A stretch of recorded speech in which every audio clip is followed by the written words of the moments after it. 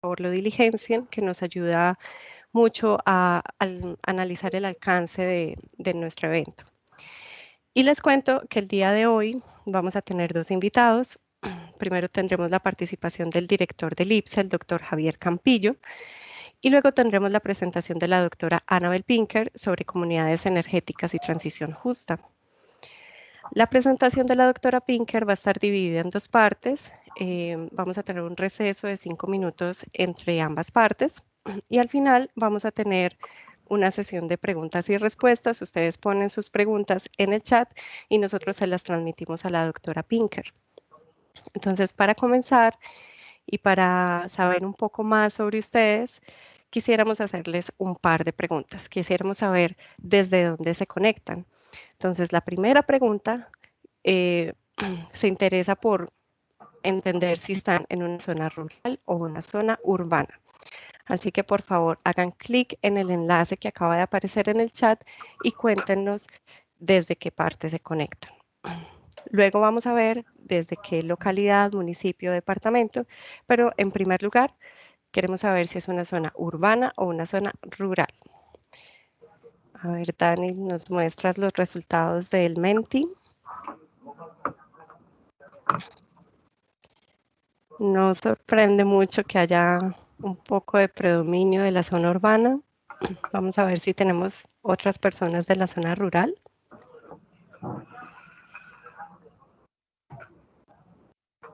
Bueno, hay una al menos. Muy bien.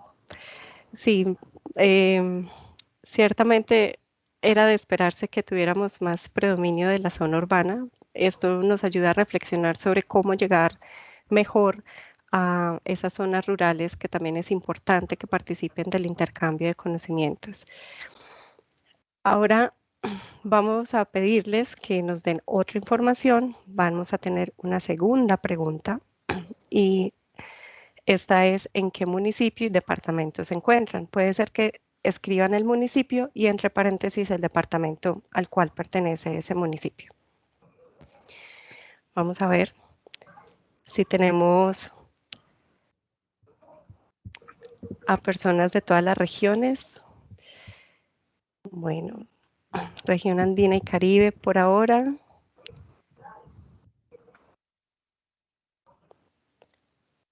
Qué bien, de Río Hacha, muchos saludos. Tenemos desde Estados Unidos también.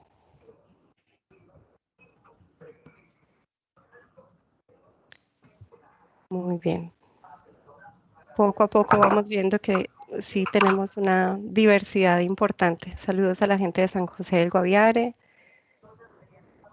Qué bien que nos puedan acompañar hoy.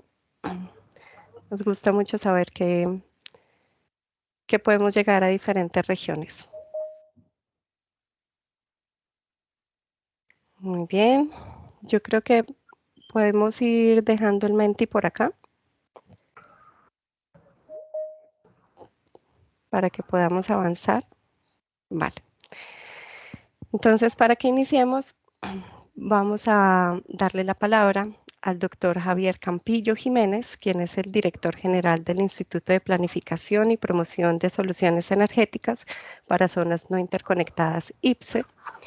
El doctor Campillo es doctor en Ingeniería de Energía y Ambiente de la Universidad de Mälardalen de Suecia, es magíster en Ingeniería de Energía de la misma universidad y es ingeniero electrónico de la Universidad Tecnológica de Bolívar. Él viene de ser decano de la Facultad de Ingeniería de la Universidad Tecnológica de Bolívar, donde lideró distintas acciones y estrategias de energías renovables, como la generación de más del 50% de la energía eléctrica del campus desde una planta solar fotovoltaica. De igual forma, ejecutó varios proyectos de electrificación rural sostenible, como el diseño y la construcción de toda la infraestructura de apoyo para la escuela Pita Capacho en el corregimiento de Palo Alto, en el municipio de San Onofre, Sucre. En el sector público, trabajó con un equipo interdisciplinario para desarrollar un programa de manejo integral de canales, lagos y lagunas, ciénagas y caños de Cartagena, diseñando la primera embarcación en el país libre de emisiones con propulsión eléctrica y recarga solar a bordo para ofrecer a la ciudad una alternativa de uso sostenible de sus cuerpos de agua. Doctor Campillo, bienvenido de nuevo. Gracias por estar aquí. Tiene la palabra. Muchísimas gracias, Diana, y muchísimas gracias a todo el equipo por la invitación. Qué bien que pudimos tener a nuestra invitada central para poder realizar esto. Quisiera de pronto mencionar e iniciar con el punto de la encuesta del Mentimeter que mencionaste. Al estar responsable del Instituto de Promoción de Soluciones Energéticas, principalmente concentrada en las zonas no interconectadas, tenemos de primera mano la experiencia que se vive en nuestro sector rural. Y cuando veía la pregunta, pensaba un poco un poco de forma jocosa o de forma graciosa, esta encuesta que dice, ¿te gusta contestar encuestas? Y el 90% contesta que sí. Entonces pasa un poco esto. Desafortunadamente muchas de las personas que precisamente no contestan rurales porque no tienen acceso a la conectividad, y es uno de los grandes retos que tenemos en el país. Si bien estamos hablando de transición energética y venimos hablando de transición energética en los últimos años, en Colombia estamos, y en este nuevo gobierno, el gobierno de cambio, estamos hablando de una transición energética justa, y en esta transición energética justa el enfoque es concentrarnos en lo social, en el desarrollo territorial de nuestro país. Nosotros desde el IPSE operamos en el 53% del territorio nacional que no tiene acceso al sistema interconectado de suministro de energía eléctrica. Es decir, si bien este concentra el 4% de la población colombiana, es más de la mitad del territorio que no tiene acceso a energía eléctrica. Y cuando hablamos de energía eléctrica, no solamente podemos hablar del componente técnico de energización, sino todo lo que se desprende del acceso a la energía. Y por eso podemos hablar de temas como pobreza energética. Sin acceso a energía no tenemos acceso a comunicación. Sin acceso a comunicación no podemos tener acceso a educación, no podemos tener acceso a salud, no podemos tener acceso a agua potable y una serie de elementos que hacen mucho más complejo el desarrollo territorial. Es por ello que desde el IPSE hemos concentrado una estrategia de fortalecimiento hacia comunidades energéticas rurales, en donde iniciamos y de pronto hemos invertido un poco la ecuación tradicional que se ha vivido en todo el mundo, que es primero energizar y después esperar un desarrollo.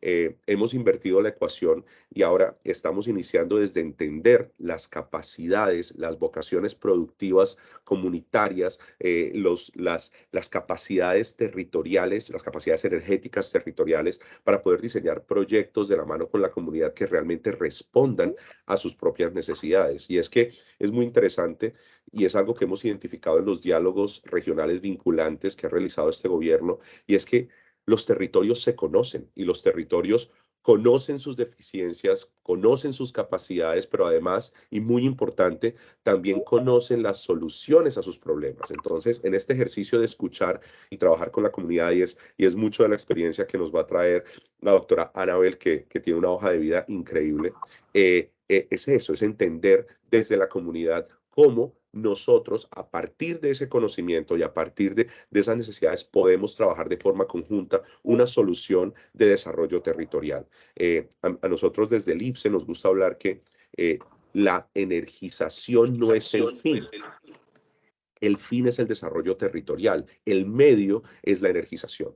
Entonces, hoy estaremos hablando un poco de esto y quisiera con eso dar paso a nuestra invitada especial, la doctora Anabel Pinker. Es una antropóloga social con más de 10 años de experiencia en investigación etnográfica basada en un trabajo de campo en Ecuador, Perú y el Reino Unido. Tanto en América Latina como en Escocia, su investigación ha explorado las interrelaciones entre los cambios sociales, políticos y tecnológicos, particularmente en entornos comunitarios.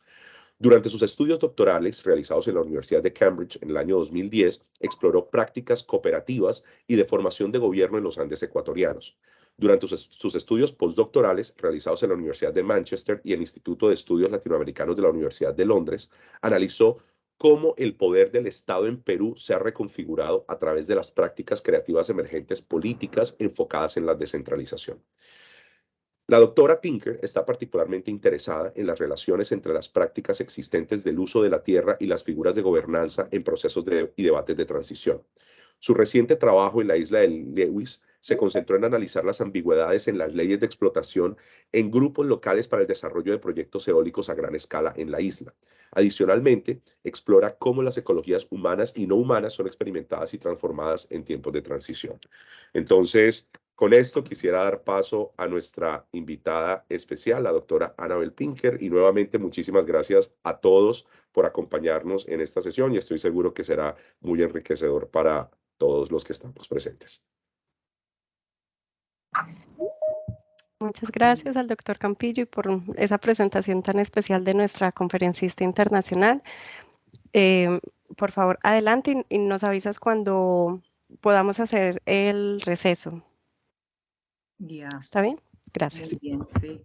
Gracias y lo siento por la interrupción de antes. Tenía algunos problemas técnicos. Quiero decir primero que estoy dando esta presentación en español, pero mi español es un poco oxidado, así que por favor que tengan un poco de paciencia con los problemas de expresión que tal vez tenga en mi presentación. Además, bueno, ya me han presentado un poquito. Como ya se ha dicho, soy antropólogo social. Mi enfoque más que todo ahorita es sobre la transición energética y la transición justa en Escocia. Voy a compartir un poco mi pantalla. Espero que funcione esto para mostrar una presentación. Espero que sea.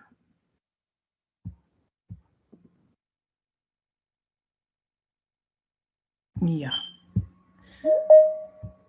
Ok. ¿Está claro? ¿Se puede ver? Se ve bien. Ya. Está, no sé si está en... que no estoy muy familiar con Teams. ¿Se lo ve en grande? ¿Está? Desapareció. Aparecía la primera diapositiva y ya no se ve. Interesante. Disculpa, yo sí lo estoy viendo, pero no en pantalla Yo como también lo aparte. estoy viendo. ¿Ahora se puede ver? Sí, estoy viendo. Ya. Ya, ok. Para mí es muy chiquitito. Espero que... bueno, vamos a ver si... Y se puede ver en grande, ¿no? ¿O no? ¿Sí? Okay. Yo veo bien, sí. Súper. Ok, mira, entonces esta presentación que voy a dar es a base de un informe que preparé para el gobierno escocés hace 2 años y está titulado La transición justa, una perspectiva comparativa.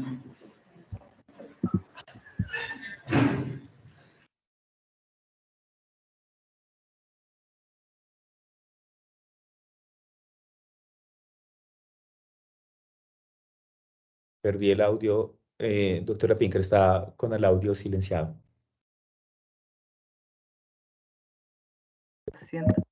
Vale, ya, gracias. Lo siento. Ya.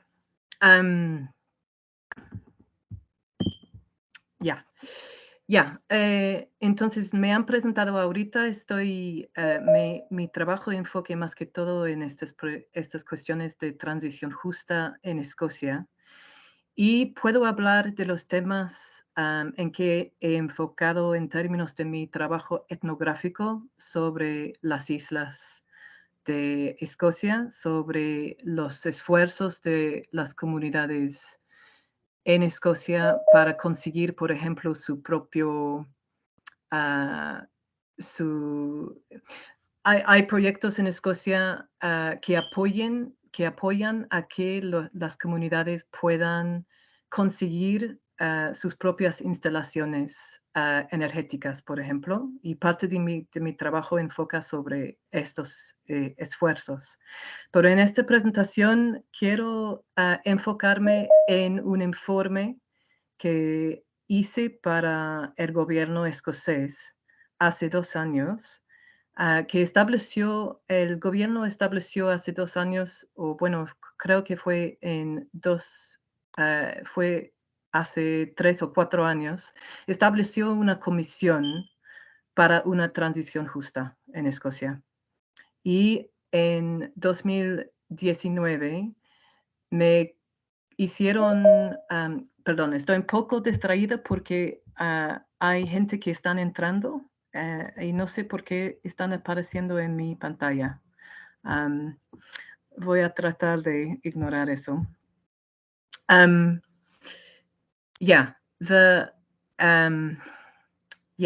Me contrataron para hacer un informe sobre una comparación, digamos, entre distintas formas de transición justas que están pasando en distintas partes del mundo. Para empezar, la Comisión para una Transición Justa en Escocia básicamente fue establecido para apoyar a la implementación de los principios de una transición justa. Y la Comisión, la intención fue que la Comisión ofrezca asesoría independiente a los ministros del gobierno sobre cómo maximizar los beneficios sociales y económicos de la descarbonización de Escocia y cómo gestionar los riesgos y retos. Y publicó su informe final en marzo de 2021. La segunda Comisión para la Transición Justa se convenió a los inicios de 2022, este año, con el objetivo de examinar y ofrecer consejos sobre los planes sectoriales y regionales para una transición justa en Escocia. Esa idea de establecer una comisión es de lo que entiendo bastante nueva en el mundo. Hay comisiones que han existido, por ejemplo, en Canadá y en Alemania. Estas comisiones más que todo se han enfocado en cuestiones de carbón y cómo hacer una transición desde una economía basada en carbón hasta energía renovable y otras formas de reestructuración económica. En Escocia, esta comisión tenía una base más amplia que estas comisiones anteriores en otras partes del mundo. Y en ese sentido es bastante nuevo, creo yo. Bueno, el informe que quisieron que yo haga tenía 2 objetivos más o menos. Y voy a basar esta presentación más que todo sobre estos objetivos que querían que yo explorara en el informe. El primer tema era cómo están abordando otros países y regiones al tema de la justa transición y hasta qué punto han integrado tales países y regiones los principios de la transición justa en sus planes, estrategias, políticas y actividades. Y el segundo objetivo fue examinar las intervenciones que estos países y regiones están desarrollando para manejar o minimizar la disrupción a los trabajadores y a las comunidades causada por el cambio económico y estructural, similar a los cambios implicados por la transición a una economía neutral en carbono. En otras palabras, el informe la comisión quería que yo me enfoque en otros procesos de estructuración similares a lo que va a ser implicado por una transición justa en el tiempo, en esta era contemporánea, digamos. Voy a explicar un poco más sobre esto. Entonces, los estudios de caso que yo elegí estudiar era Alemania, Canadá, los Estados Unidos, Perú y Noruega. La razón que me enfoqué en estos estudios de caso era porque estos países ya tenían, 3 de estos países, Alemania, Canadá y los Estados Unidos, ya tenían procesos bastante desarrollados al nivel regional, más que todo, en cuanto a la transición, I'm not sure how you say this exactly, la transición desde carbón, o para alejarse de la industria de carbón. Alemania en especial y también Canadá, los dos países tienen comisiones al nivel nacional también para tratar de ese tema.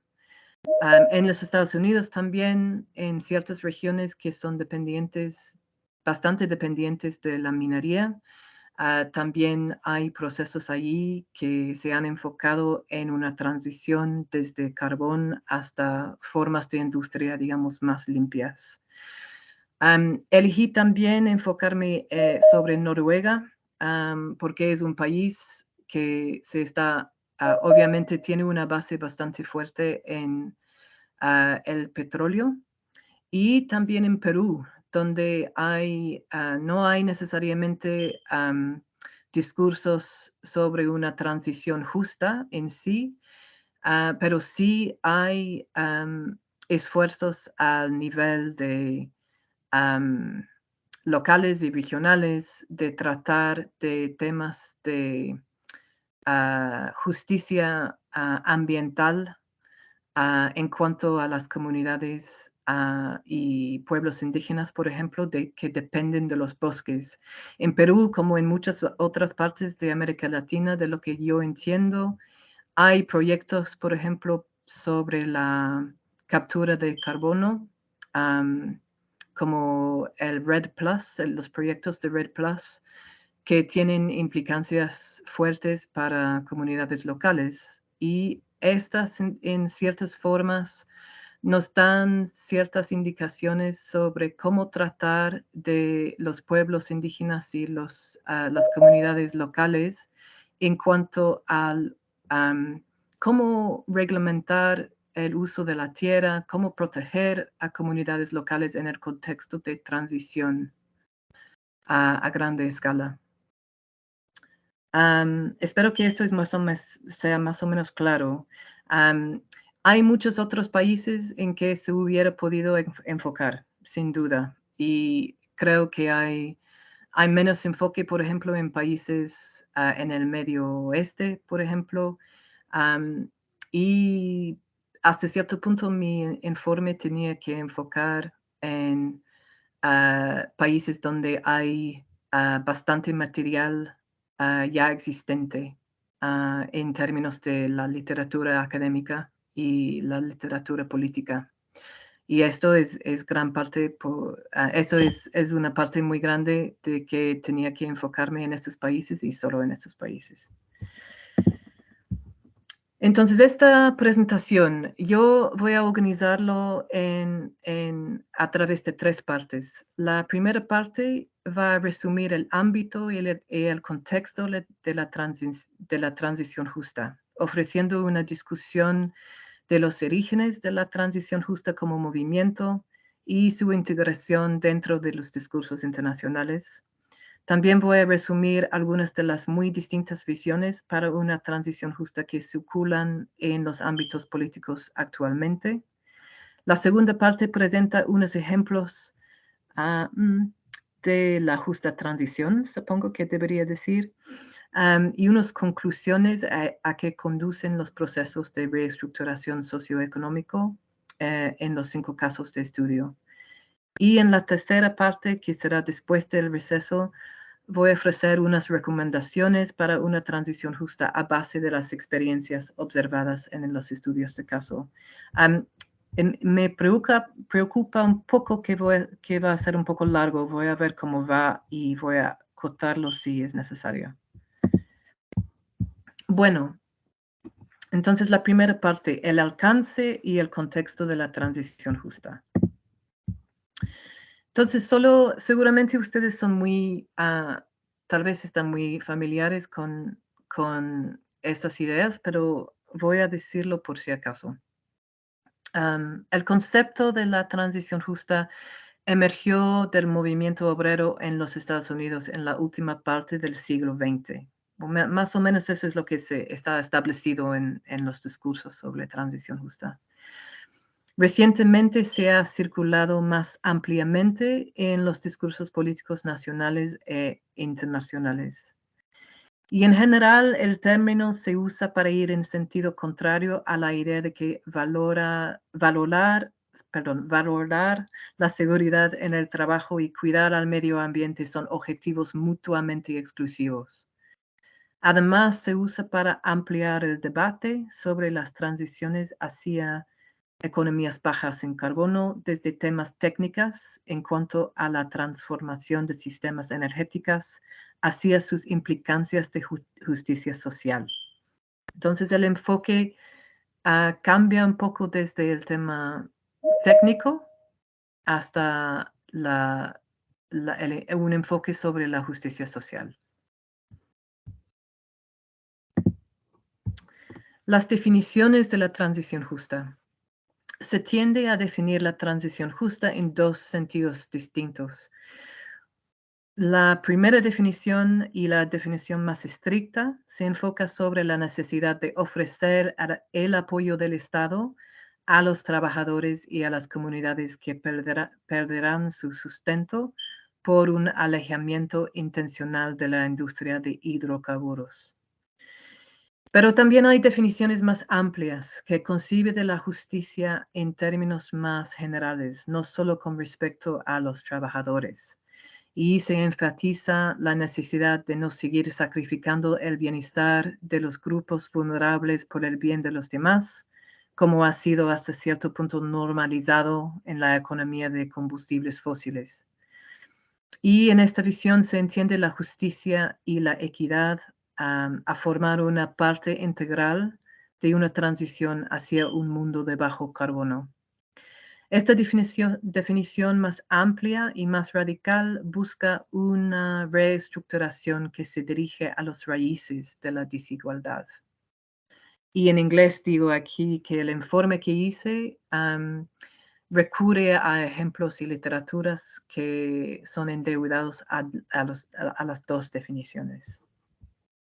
Yo aquí tal vez es importante decir también que obviamente por la mayor parte en los países al nivel nacional, yo diría que se han seguido más que todo a la definición más estricta. Entonces, esta cuestión de enfocarse más que todo en las comunidades en que va a haber pérdidas de trabajo en cuanto por la pérdida de la industria de carbón y de petróleo. Y a la vez como hay mucho menos enfoque al nivel nacional a formas de transición justa que enfocaría sobre temas mucho más amplios de distribución, de cómo reorganizar nuestra sociedad y economía según una visión mucho más amplia de equidad, por ejemplo, y igualdad.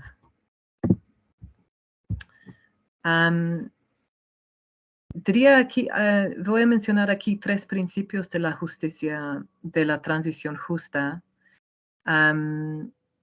que aparecen en algunos de los documentos o textos que son más radicales en tema de la transición justa. Y estos principios sí fueron hasta cierto punto abrazados por la Comisión de la Transición Justa en Escocia. Entonces, pienso que es útil mencionarles aquí. 1, las estrategias de transición energética deben ser de largo plazo y deben alinear con los objetivos climáticos acordados y los compromisos de mejorar la igualdad social. 2, la planificación de la transición debe ser participativa, aplicando tanto a la justicia de distribución como la justicia procesal, y tomando cuenta de los que serán más afectados por los procesos de transición por todo el sistema socioeconómico. Los procesos de planificación, eso es 3, de la transición deben ser tomados como una oportunidad de aliviar las injusticias sistémicas que existen bajo el paradigma social, político y económico actual que depende de los combustibles fósiles. Como digo yo, estos principios que salen más que todo de las literaturas un poco más radical en cuanto a la transición justa,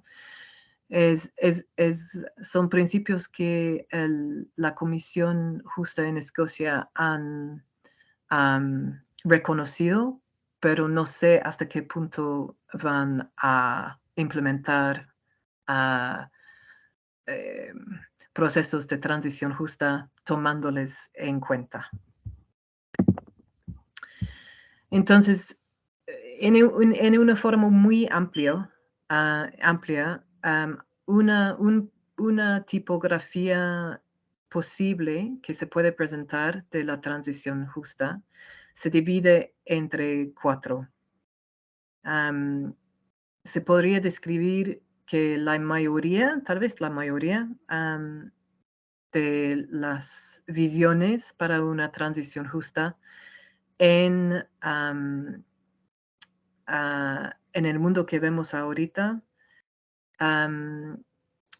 se dividen entre 2 tipos.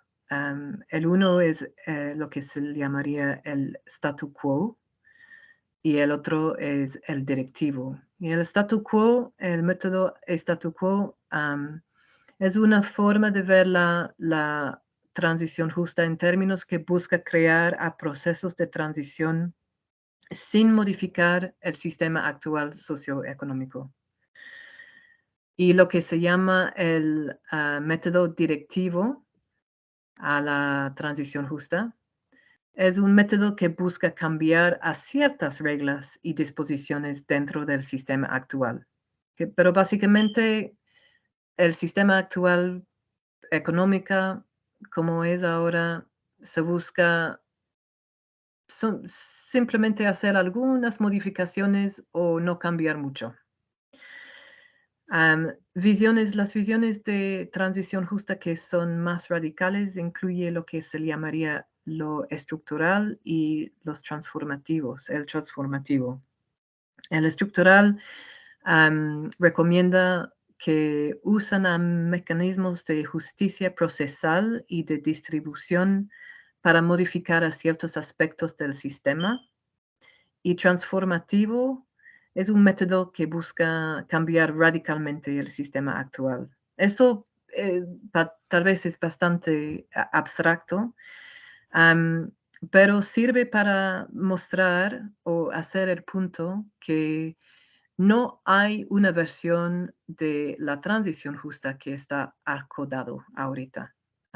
Yo diría que no hay un consenso, tal vez es mejor dicho así, sobre la forma en que una transición justa debería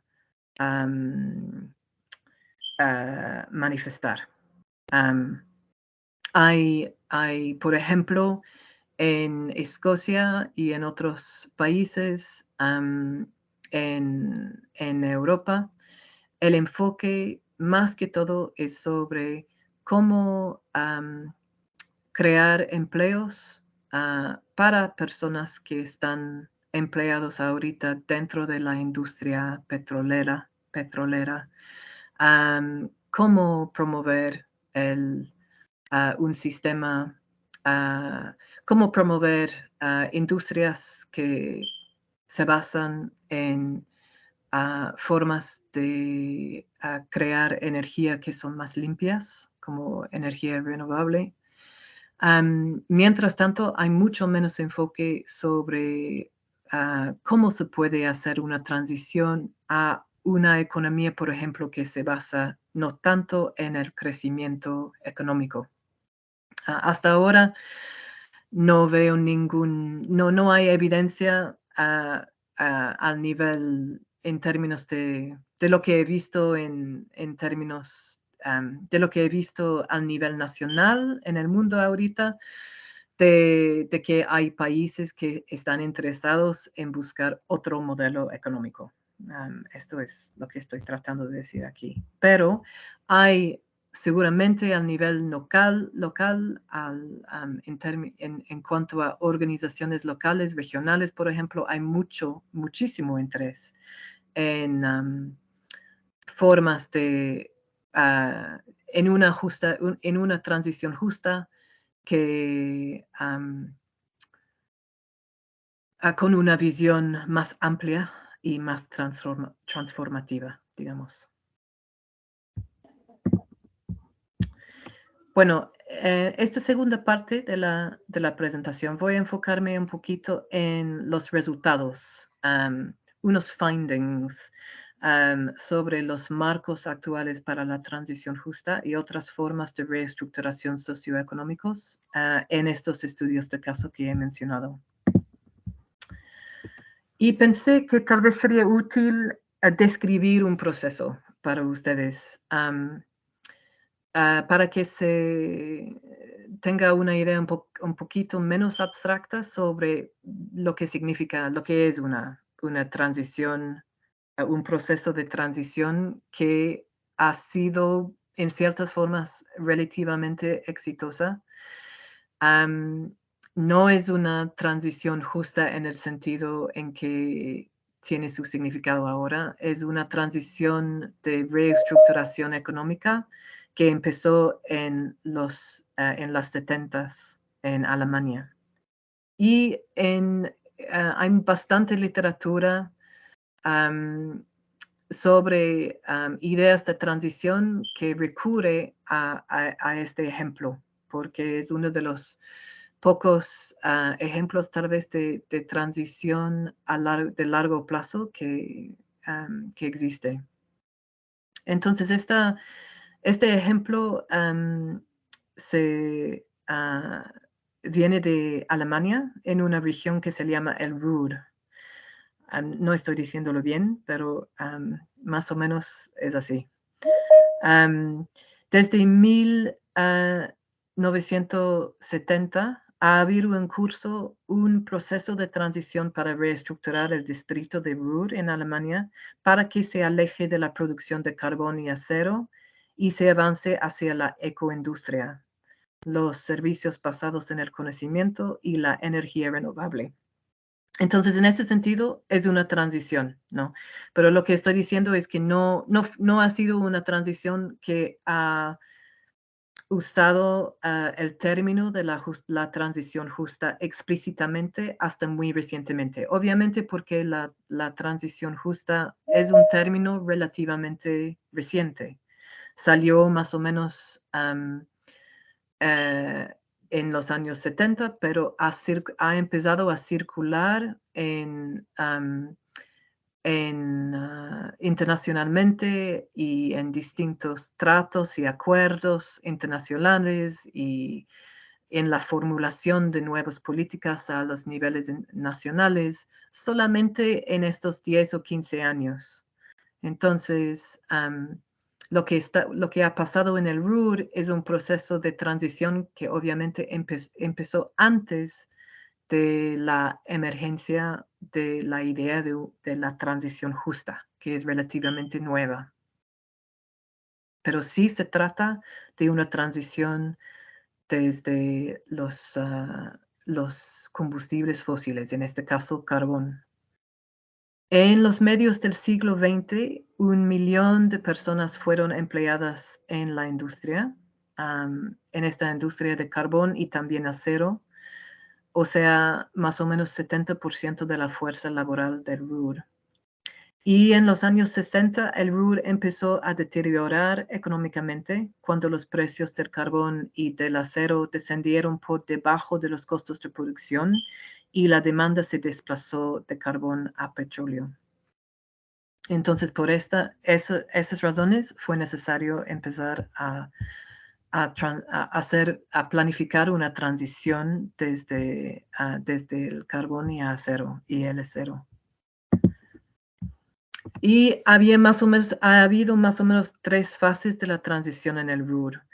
El primero fue entre los 70s y las 80s, cuando hubo una reestructuración y transición con dependencia continua de las industrias de carbón y acero.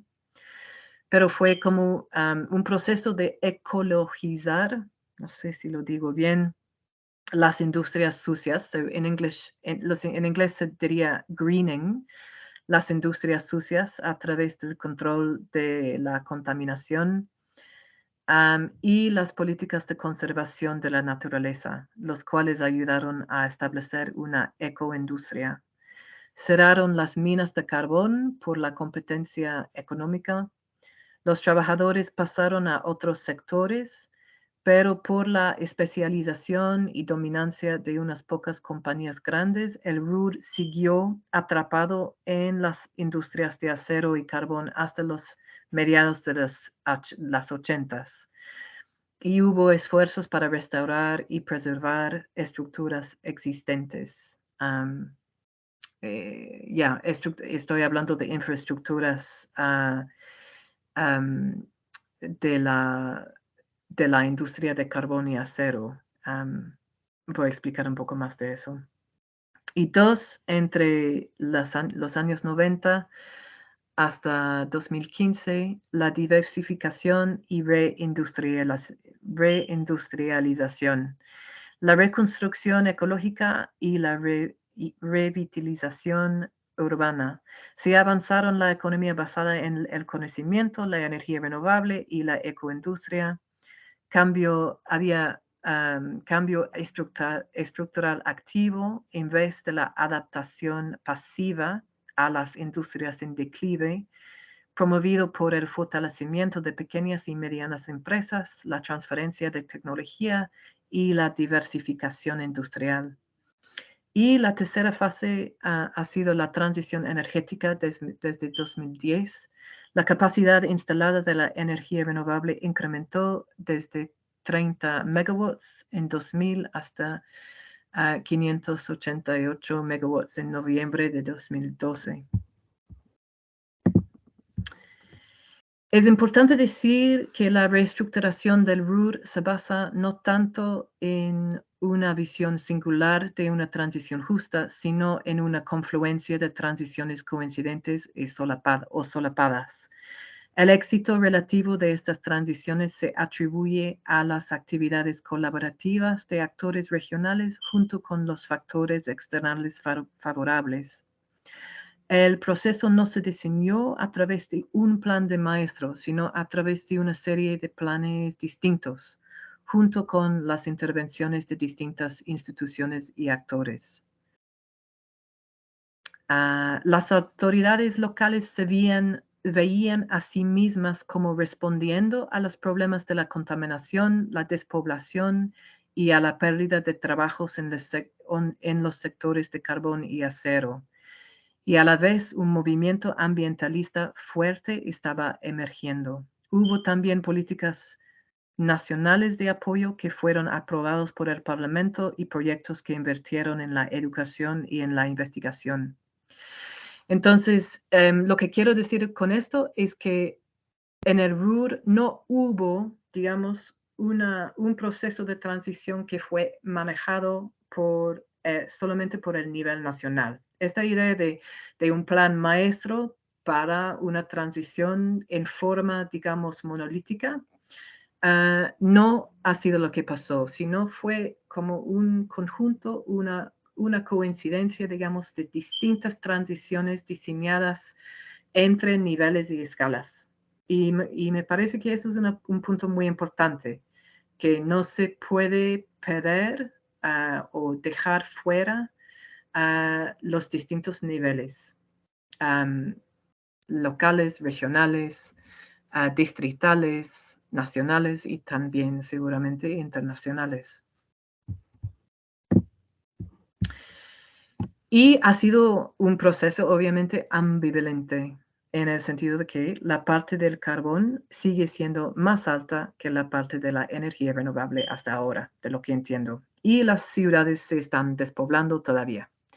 Pero La reestructuración del RUR confirma la importancia de una visión animadora y concreta compartido por la mayoría de los actores, en parte por el establecimiento de infraestructuras ambientales y la preservación del patrimonio industrial. Esta parte sobre no hacer desaparecer la historia, sino de renovar esa historia y promover una nueva visión, una nueva imaginación, digamos, para el futuro, que se basa todavía en lo que existió antes en el pasado. Eso me pareció una cosa interesante del RUR. La retención del labor y la prevención de despoblación hasta cierto punto. El establecimiento de plataformas para el pensamiento estratégico, la implementación de proyectos especiales de innovación para facilitar los procesos de transición y el establecimiento de instituciones de transición. Entonces fue bastante múltiple ese proceso. Eso es una de las cosas que sale de ese ejemplo. No hay una sola forma. Trabajan en ese proceso, ha trabajado tanto en temas económicos y sociales y también creativos, digamos, en términos de patrimonio industrial, por ejemplo. Hay algunos parques que se han creado para celebrar este patrimonio, no para hacerlo desaparecer, como digo.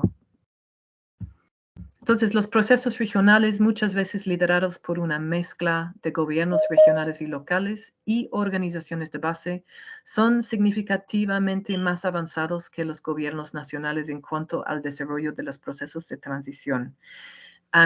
Sí, de lo que he visto en mi estudio hasta ahora, eso es lo que se nota, que los procesos regionales han desarrollado procesos de transición justa más hasta un punto más avanzado que se ve al nivel nacional. No es sorprendente. En lugares como el RUR, en partes de Canadá, por ejemplo, en Alberta, donde hay mucha presión para hacer una transición desde carbón, y hay pérdidas de trabajo y todo eso, son las regiones que han tenido que responder primero. Pero es interesante porque en cuanto a la idea de una transición justa, la idea, la fantasía hasta cierto punto estatal es que muchas veces lo que sale es que se pueden manejar estos procesos desde un nivel bastante alto. Y claro que se necesita ese nivel. Se necesita estructuras de reglamento, estructuras de ley, pero en términos de lo que pasa en la tierra, en el terreno, de lo que pasa al nivel local, el tipo de transición, la forma que va a tomar, va a cambiar según la localidad y las comunidades, la región y sus necesidades. Y creo que lo que se ve en el RUR es algún reconocimiento de esto. El tiempo está yendo bastante rápido, pero quería mencionar el papel también de las organizaciones de base, que muchas veces en los ejemplos que exploré en mi estudio, eran, digamos, los iniciadores, los promovedores, los que estimulaban a las cuestiones, a las actividades que poco a poco están entrando a los discursos a nivel nacional y estatal. En Escocia, por ejemplo, son organizaciones como Friends of the Earth Scotland, que es una organización que tal vez se conoce allá, una organización ambientalista que hace campañas ambientalistas. Esa organización tenía un papel en conjunto con otras también de hacer bastante presión sobre el gobierno de Escocia para formar una comisión sobre la transición justa. Y esto ha sido el paradigma en otras partes también, que se nota que las organizaciones de base, organizaciones ONGs, muchas veces son los que promueven el discurso de la transición justa hasta que sea adoptado más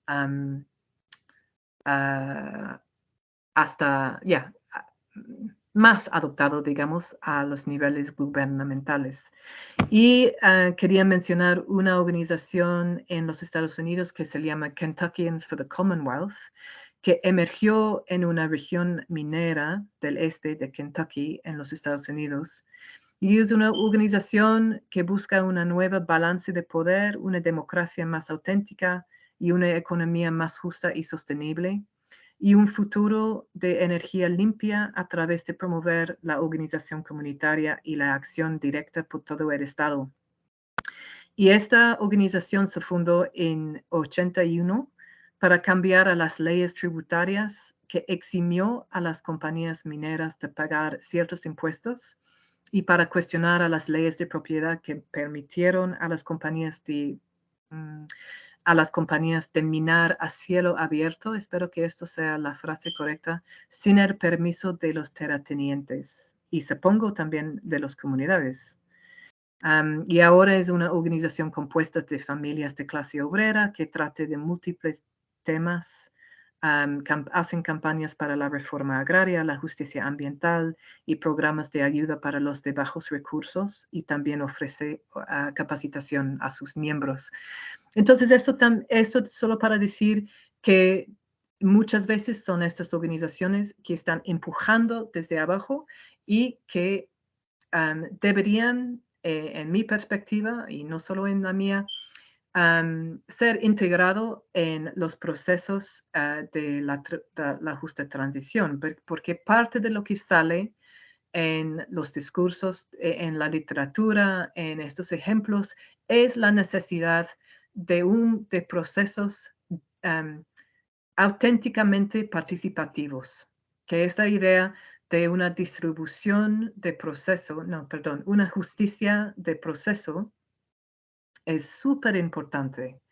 No solo puede ser una versión de una transición justa que sea diseñado a nivel estatal. Parte de lo que implica una transición justa es una participación de todos los sectores y demográficos, de género, de distintas razas, para diseñar una transición justa que puede tener la escala y la igualdad, la equidad que promesa, ¿no? Espero que eso, mi forma de expresión ahí no fue tan buena, pero espero que logre expresarme un poquito.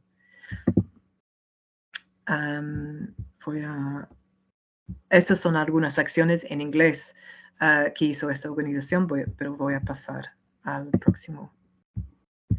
Entonces, solo para terminar esta parte, y después creo que podemos parar y hacer un receso. Eso en forma de resumen, digamos, de lo que salió para mí de estos estudios de caso.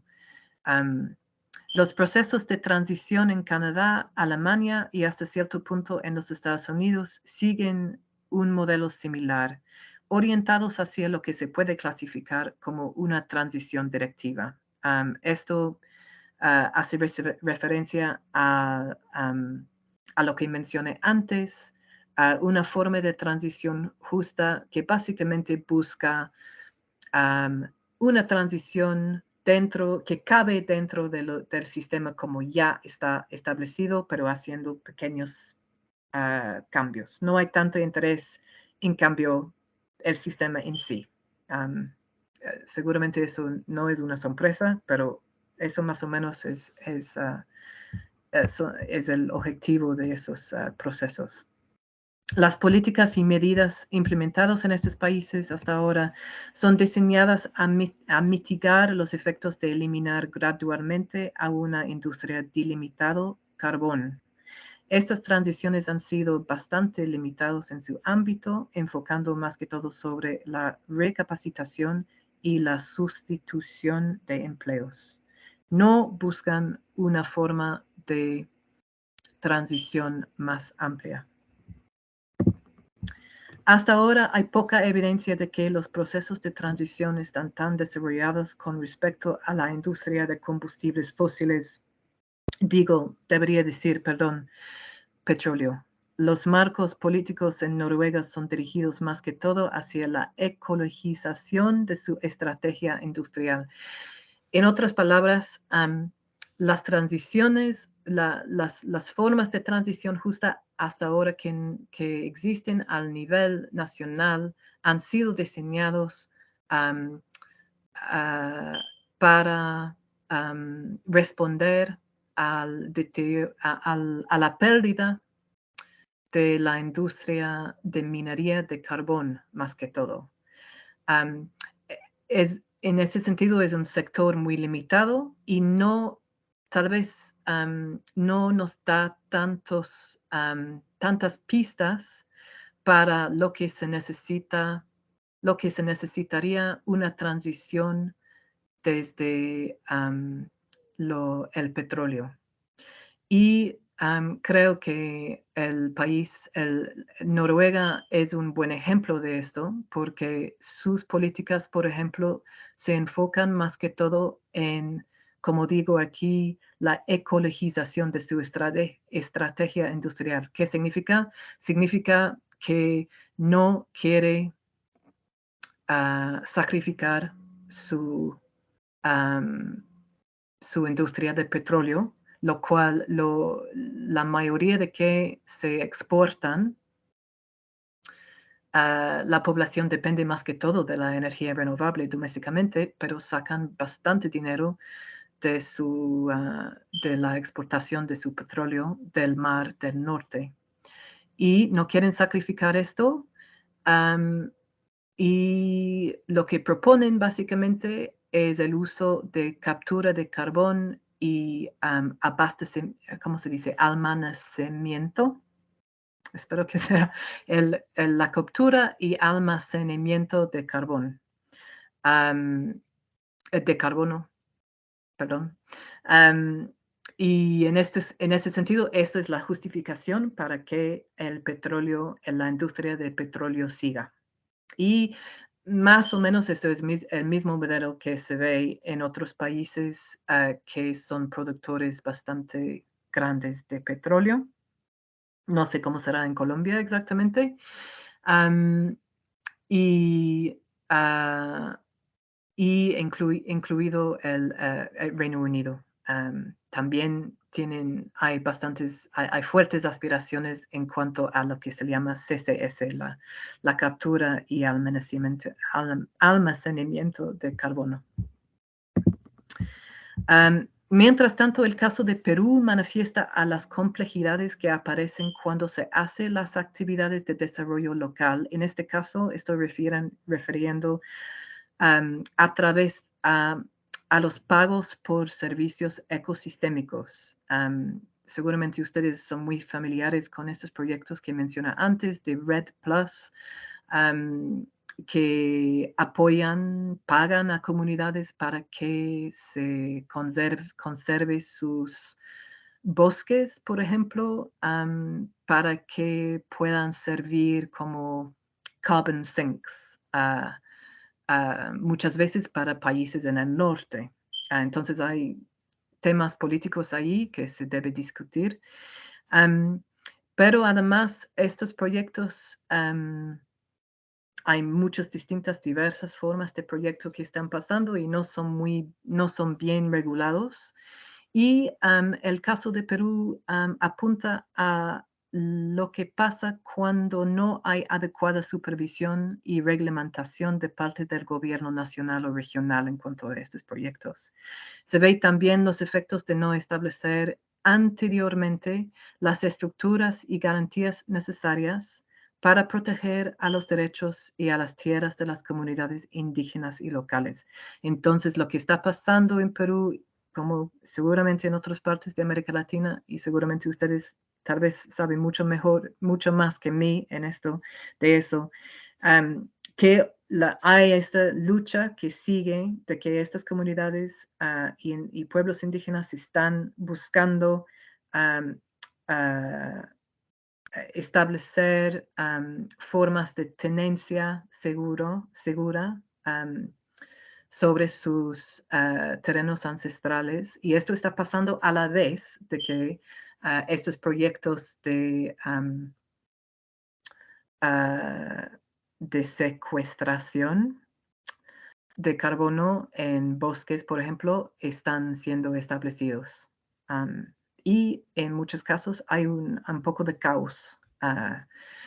Las estructuras idealmente de tenencia, de seguridad de terreno, de derechos para los pueblos indígenas deberían estar ahí anteriormente. Ya. La planificación de la transición actual enfrenta a retos mucho más grandes en que se tiene que contemplar un alejamiento de una dependencia más arraigada sobre la industria de combustibles fósiles. Perdón, sobre la industria de combustibles fósiles, en especial el petróleo. Lo que estoy diciendo es que hasta ahora estos ejemplos, los ejemplos de transición que existe hasta ahora, se basan en la transición desde carbón, que es un sector mucho más limitado. También tiene que atender a temas especialmente difíciles de resolver, como el uso de tierra y la agricultura, entre otros, en el contexto de una necesidad urgente de reducir las emisiones. Entonces, estamos hablando de que, en cierta forma, las transiciones que hemos visto hasta ahora no nos dan necesariamente las pistas que necesitamos para lo que es necesario ahora. Lo cual es una transición mucho más amplia que nos toca en todos los aspectos de nuestras vidas. Entonces, tal vez los ejemplos de transición que hemos visto nos dan ciertas ideas, pero lo que estamos enfrentando ahora es algo muchísimo más complejo y tenemos que hacerlo también muchísimo más rápido que lo que hemos visto hasta ahora, por ejemplo, en el RUR. Bueno, creo que voy a parar ahí para un receso y podemos regresar después para hablar de las conclusiones y recomendaciones. Espero que me haya hecho un poco entendible en eso y lo siento por las faltas de expresión. No, totalmente. Ha estado muy interesante.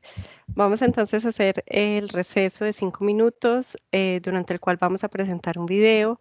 Se pueden tomar un café y van preparando las preguntas para la doctora Pinker, que van a venir al final de la siguiente parte de la presentación. Los dejo con el video.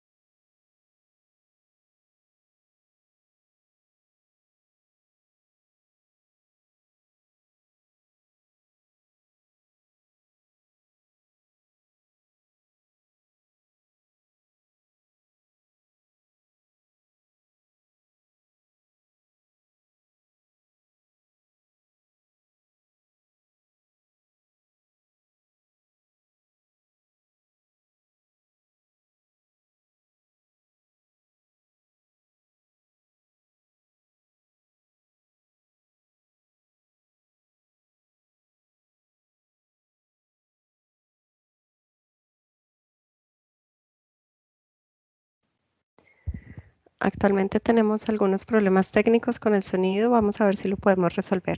Y si no, entonces vamos a retomar más pronto.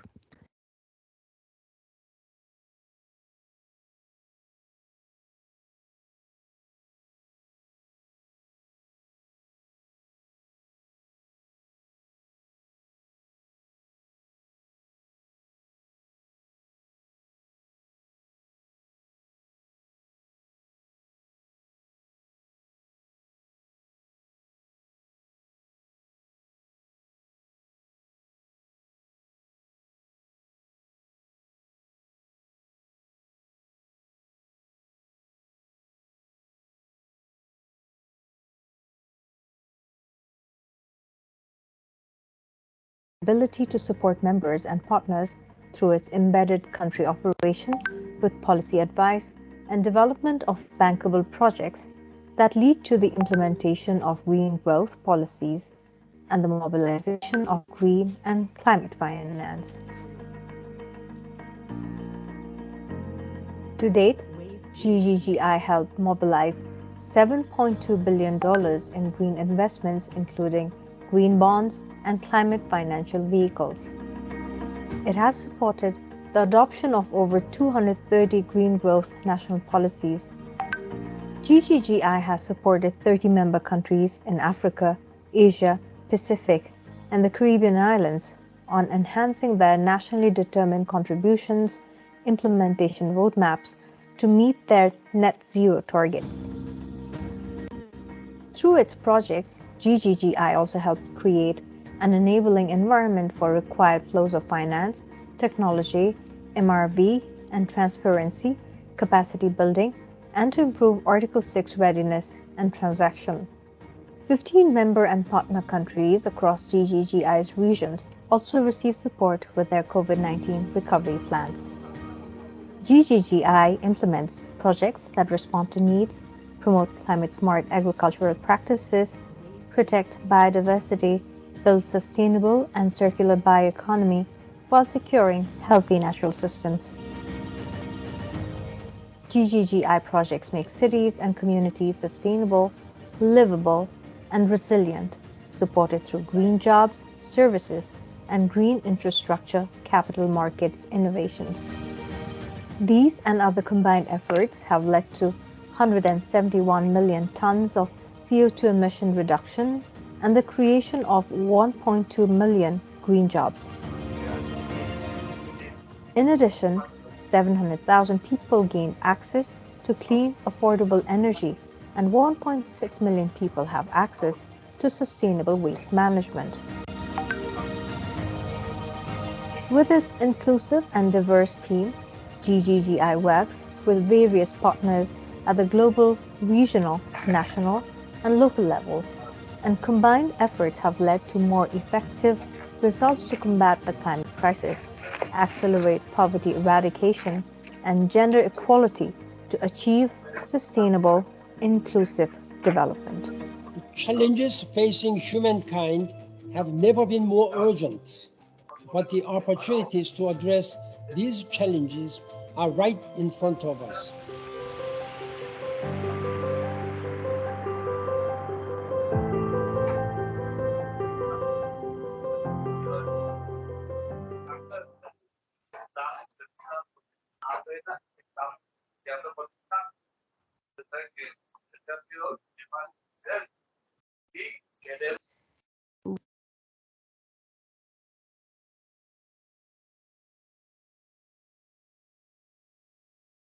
Diana, Está disculpa, silenciada, sí. Diana.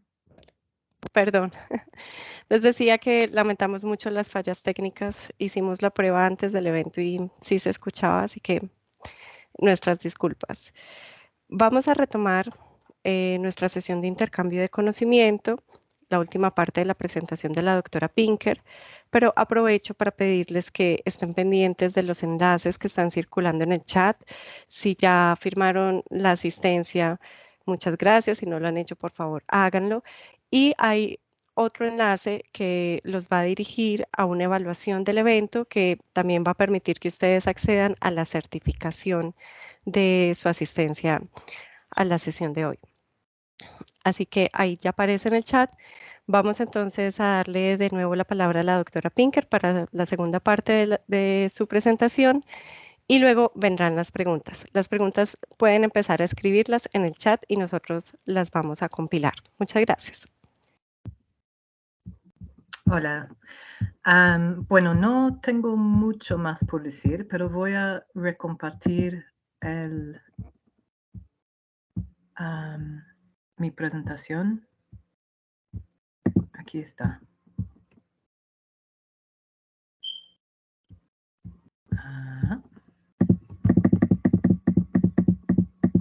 ¿Se puede ver bien ustedes? Sí, se ve bien. Ok, súper. Bueno, esta parte es solo para...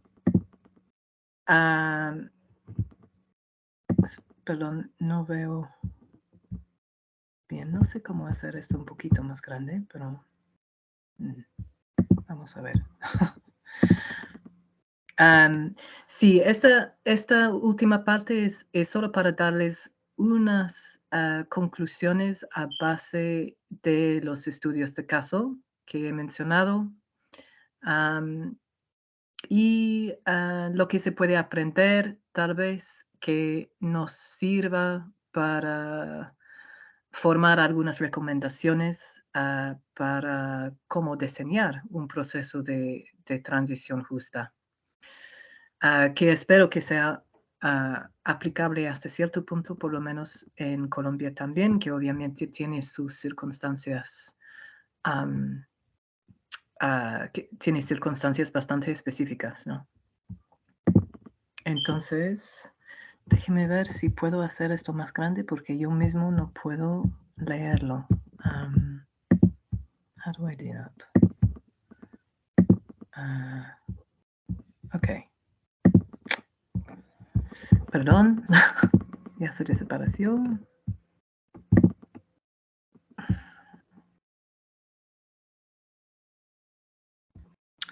Ok. Difícil.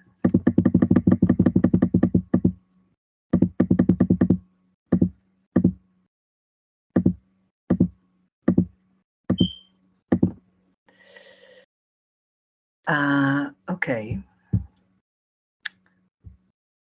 Ya, el problema es que yo mismo no puedo leer. ¿Qué puedo hacer? ¿Ustedes todavía ven? ¿Pueden ver lo que estoy viendo? Sí, estamos viendo bien. ¿Sí? Ok, perfecto. Sí. Entonces, primero, yo he estructurado esa parte en 3 partes. Uno, la planificación y la inversión. Entonces, lo que salen de estos ejemplos de Alemania, de Canadá, de los Estados Unidos, de Perú y de Noruega, son los siguientes, algunos puntos que voy a compartir ahora. Primero, la importancia de desarrollar la planificación económica en una forma precoz, que se planifique las intervenciones con tiempo y temprano. Eso parece obvio, pero especialmente en la situación en que nos encontramos ahora, en que parece que muchos cambios tienen que pasar a la vez para que empecemos a bajar las emisiones. Esto tal vez va a ser más difícil que tal vez hubiera sido hace 10 años, obviamente. 2, diversificar a la actividad económica para abordar a una variedad de temas más allá de la sustitución de los trabajos y la recapacitación, como por ejemplo las nuevas infraestructuras, el desarrollo de industrias verdes nuevos y iniciativas educacionales, entre otros. 3, considerar el papel de la descentralización de infraestructuras, tal como proyectos de energía renovables y la propiedad local, comunitario o público de tierras y de otros recursos para asegurar una transición justa y equitativa. tal vez es útil aquí decir algo, porque esta parte ha sido un enfoque bastante fuerte de mis investigaciones durante algunos años ahora. Y en Escocia y en Europa, después de la liberalización de la energía en los años 90, había mucho más espacio para las organizaciones comunitarias, las empresas comunitarias o pequeñas empresas y también empresas cooperativistas de establecer empresas de energía para producir energía, vender energía.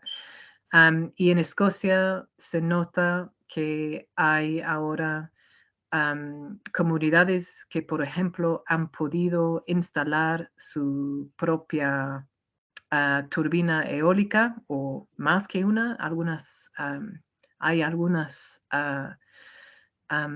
parques eólicos ahorita que pertenecen a comunidades y de que sacan ingresos que se pueden usar para crear proyectos locales, distritales también, que apoyan a sus comunidades. Esto, por ejemplo, se nota en las islas al noroeste de Escocia, en que he hecho algunos estudios y han podido sacar a veces hasta millones para comunidades locales y también han establecido estructuras al nivel de la isla para distribuir los ingresos que han sacado de estos parques eólicos y dirigir esos fondos a distintas partes de la isla que son menos, que tienen menos ventajas, menos recursos. No quiero pintar algo idealista. Cuando digo eso, hay muchos problemas. Hay mucho más proyectos que de parques eólicos, por ejemplo, que están diseñados, desarrollados por compañías privadas. Y hay conflictos sobre eso. Pero una de las razones que esas comunidades han podido hacer estos proyectos es porque tienen acceso a la tierra. Y entonces lo que hemos visto en Escocia es que es la necesidad de que las comunidades consigan áreas de tierra o que ya tengan acceso a estas áreas para poder, obviamente, desarrollar estos proyectos. Y lo que vemos ahorita en Escocia es alguna combinación, un conjunto de políticas sobre reforma agraria y descentralización energética que han salido, digamos, a la vez y que se ayudan, se apoyan mutuamente. Entonces, hay algo interesante en este dinámico. Otra vez digo que no es muy lejos de la perfección y yo creo que las comunidades han tenido que buscar formas muy creativas de usar las disposiciones legales y regulatorias que existen. No es fácil. Y la ley, hay muchas distintas leyes y reglamentos que no caben bien. Y tienen que usar mucha creatividad en sacar en adelante estos proyectos, pero sí lo están logrando. Entiendo que Colombia todavía no está tanto en este proceso, pero que tal vez hay personas interesadas que que ande en esa dirección en Colombia. Entonces estoy muy dispuesta de hablar más de esto si hay interés en las preguntas. Y finalmente, en cuanto a la planificación y la inversión, reconocer que las acciones que se toman en nombre de la transición justa en un lugar y en un país o una región puede conllevar fácilmente a problemas en otros. Eso es muy obvio. Pero de todos modos es importante decirlo porque obviamente la lógica del mercado de capturar, por ejemplo, industrias de energía renovable en una parte del mundo puede tener consecuencias en otras partes del mundo donde tal vez no han podido capturar este mercado. Tenemos que pensar en eso. ¿Qué son los límites del mercado en cuanto a la transición justa? Esto es una pregunta muy grande, pero creo que es importante mencionarlo aquí. 2. ¿Ustedes ahora están viendo la misma página? Creo que no. Espero. Es esto. Ok. Esta parte se trata del compromiso social. ¿Ustedes están viendo esto también? ¿Compromiso social? Sí. Sí, ok. Sí. Ok, entonces en cuanto al compromiso social, unas recomendaciones son distribuir los beneficios y cargos de la transición por la población según sus necesidades y capacidades. Distintas partes de la población van a poder acceder a distintos recursos, obviamente, y obviamente una transición justa. Para que sea justa, debería reconocer que los beneficios y los riesgos de una transición deberían ser compartidos según las capacidades y necesidades distintas de esa población. Entonces, para este propósito, sería importante desarrollar mecanismos para asegurar que haya la participación de múltiples interesados en los procesos de planificación de la transición y formas efectivas de justicia procesal y de distribución. 3. Ampliar a los procesos de transición para que no se enfoquen estrechamente sobre los trabajadores de los combustibles fósiles, sino también a las poblaciones vulnerables por todo el sistema socioeconómico. 4. Asegurar que los nuevos proyectos estimulen a la imaginación de la gente y ayudan a reorganizar a las aspiraciones según distintas posibilidades. Cómo trabajar, cómo cuidar a los demás y al medio ambiente, cómo educar, cómo construir las casas, cómo ampliar a la participación pública en la vida política de una manera distinta. Menciono eso porque me parece que es un hueco. En la mayoría de las políticas que he leído al nivel nacional y también hasta a niveles más locales, no se escucha mucho, no se lee mucho sobre cómo tenemos que reorientarnos como seres humanos, enfocarnos de una manera distinta en nuestras vidas para poder sacar una transición justa. Es obvio que tal vez tenemos que cuestionar nuestras prioridades en cuanto a movilización, en cuanto a los privilegios de un mundo que se basa en consumo y el individualismo. ¿En qué manera tenemos que pensar de una forma distinta? Digamos, por ejemplo, organizar nuestras aspiraciones a base de distintos goles y objetivos. Por ejemplo, la contribución a una comunidad o la inversión de nuestros esfuerzos en un cierto sitio, en un lugar, en el cuidado de una población local y en el enriquecimiento cultural, pastoral, educacional de esa comunidad, en vez de estar buscando, digamos, nuestra satisfacción en las maneras más amplias que nos promete la economía que tenemos ahora, en que hay un énfasis sobre nuestra capacidad individual de hacer y consumir lo que queremos hacer y consumir, ¿no? Entonces, hay muy poca mención de esa dimensión en las políticas que he visto hasta ahora. Obviamente, porque esto también obviamente sería un desafío total al sistema de crecimiento económico que guía a nuestro mundo en el oeste y en grandes partes del mundo hasta ahora. Pero lo menciono porque me parece que tenemos que ser holísticos en ese sentido.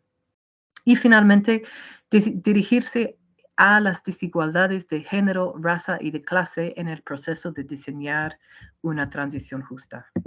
Ok. Finalmente, el desarrollo político. Uno, integrar a la transición justa dentro de cada aspecto de la legislación, la reglamentación y la planificación.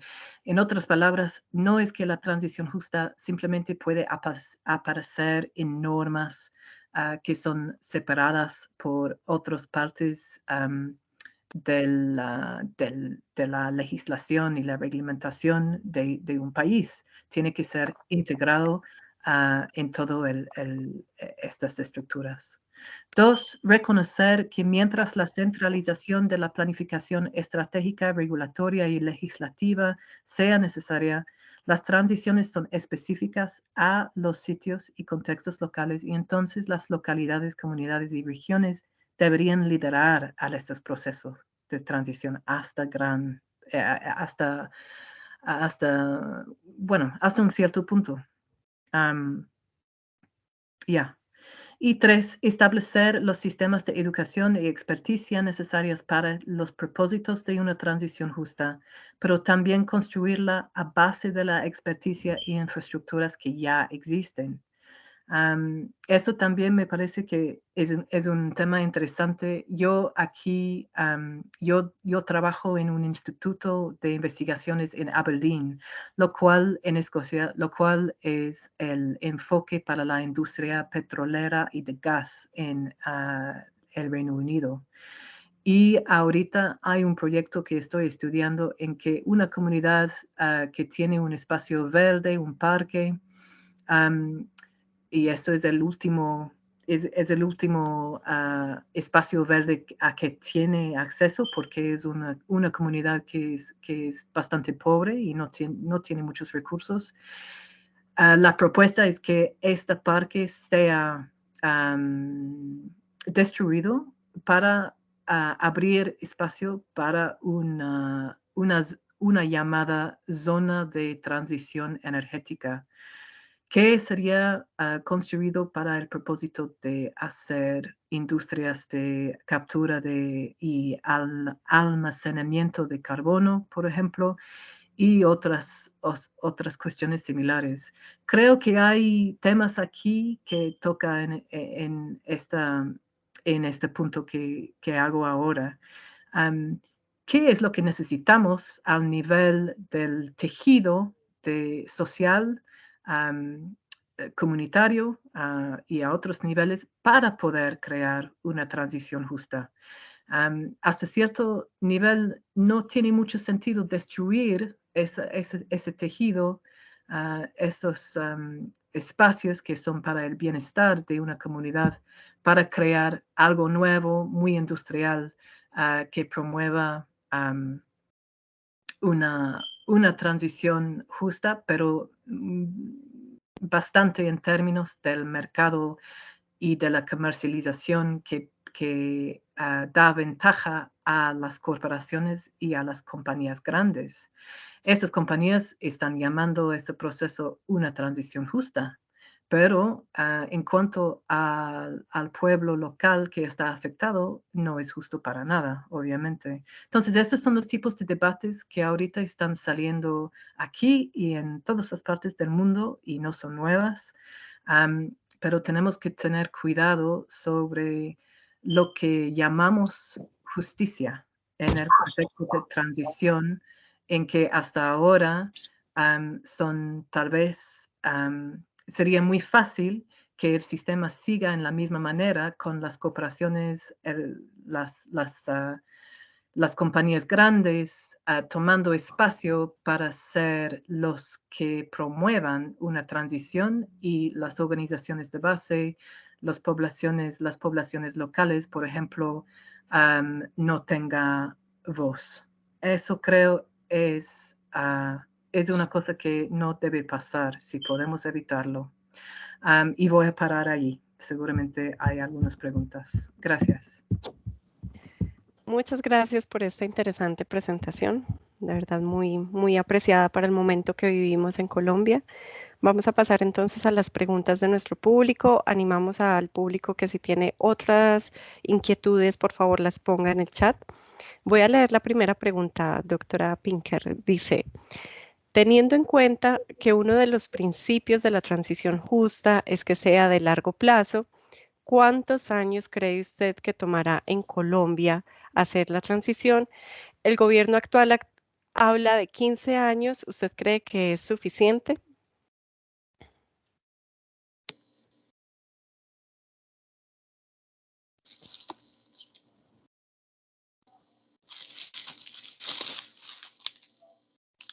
Doctora Pinker está en mute, no la estamos escuchando. Perdón. Eso es una pregunta muy grande. No soy experta para nada en lo que la situación ahorita actual en Colombia, lo que la situación es en Colombia ahorita en términos de su mezcla energética. Me gustaría saber un poco más. Depende, ¿no? Depende. 15 años, yo creo que hay muchos que sí hagamos los esfuerzos necesarios, los sacrificios necesarios a nivel nacional en una manera, muchas veces se hace comparaciones por aquí entre los esfuerzos que se hicieron durante la Segunda Guerra Mundial en los Estados Unidos y también en Reino Unido para crear las armas necesarias, para hacer que haya formas de agricultura que sigan mientras todos los hombres desaparecían para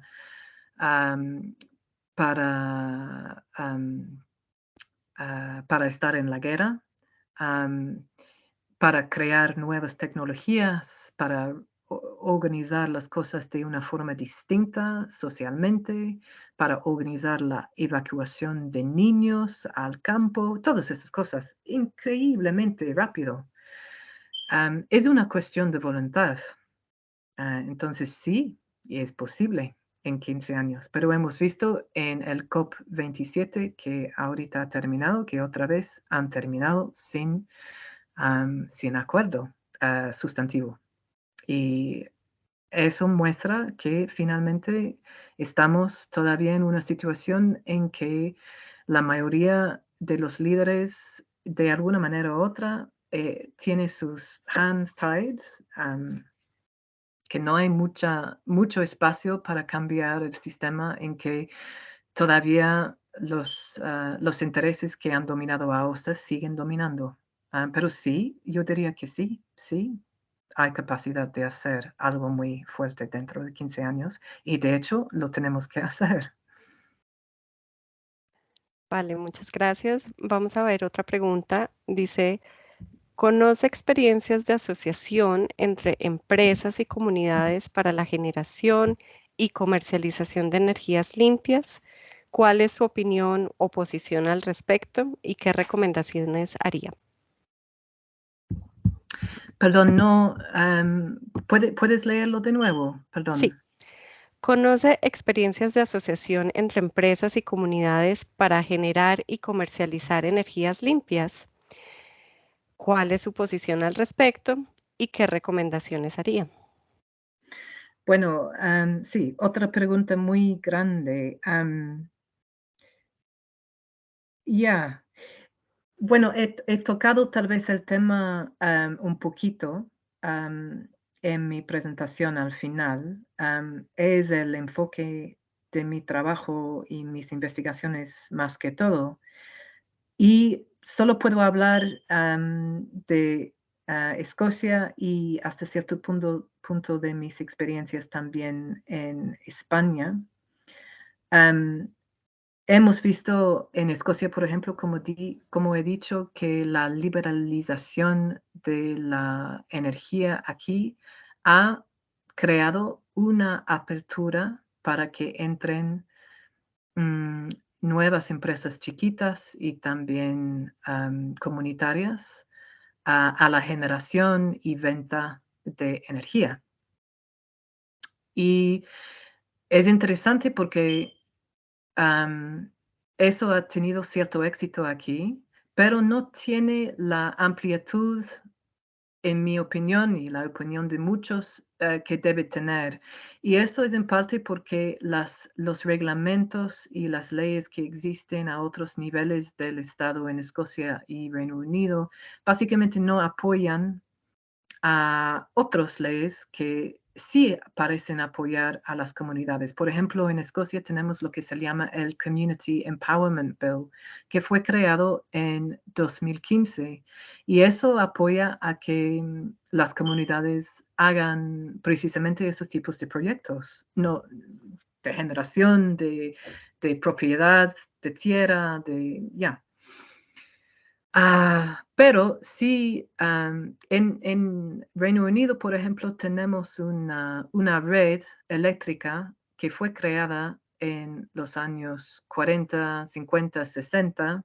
Es muy centralizada y muy costoso cambiar y modificar. Entonces, si, por ejemplo, una comunidad quiere entrar y crear y instalar su propia turbina, enfrenta a costos muy altos muchas veces para hacer las conexiones entre la red, por ejemplo, y su turbina. Y ellos normalmente, si no consiguen fondos de ONGs o estatales, tienen que conseguir esos fondos ellos mismos. Muchas veces sin estos recursos, simplemente no lo tienen.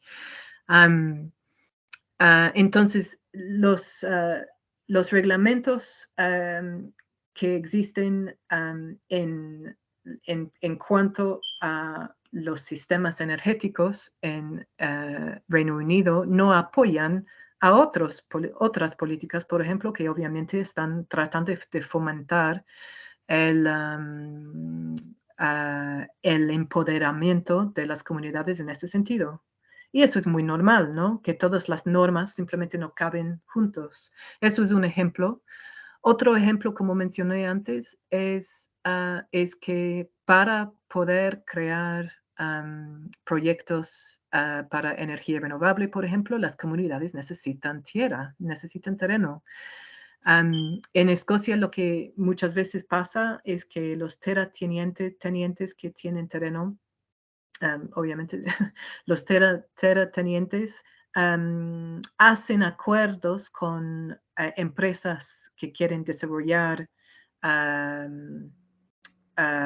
un proyecto eólico, y en el momento que las comunidades se acercan a esas terratenientes, tal vez para diseñar o establecer un proyecto juntos, como una colaboración entre la comunidad y el terrateniente para instalar una turbina o un parque eólico, ya hay un acuerdo que existe entre la empresa privada y el terrateniente, y no hay espacio para la comunidad para entrar. Eso es muy común, especialmente en lugares donde hay mucha presión de terreno territorial. Entonces, eso es uno de los ejemplos cuando se necesita que haya reglamentos, leyes que apoyan a que comunidades puedan acceder a estos terrenos prioritariamente, por ejemplo, para que puedan tomar el paso de construir estas instalaciones, ¿no? Entonces, otra vez se necesita como un conjunto de reglamentos que funcionan juntos, y esto ahora en Escocia es lo que falta, y se necesita bastante planificación para que estas cosas funcionen juntos,